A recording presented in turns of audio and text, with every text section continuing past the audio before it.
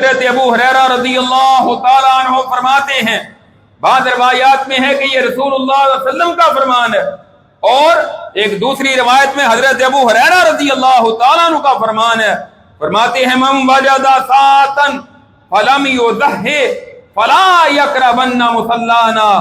جو بندہ استطاعت رکھتا ہے قربانی کرنے کی، طاقت ہے قربانی کی،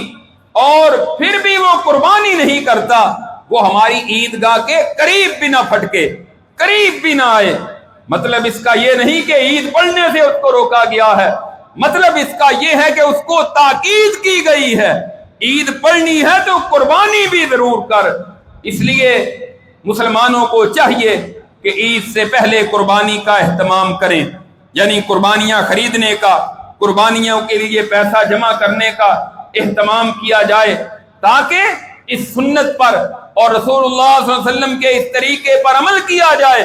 اگر کسی کو ادھار لے کر بھی قربانی کرنی پڑے تو وہ کرے،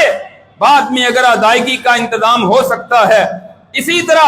اپنے دیگر معاملات میں سے کوشش کرے کہ پہلے سال بھر میں اس میں کچھ نہ کچھ پیسے جمع کرے اور قربانی کرنے کی پوری کوشش کرے۔ اور بعض لوگ تو یہ کام کرتے ہیں کہ وہ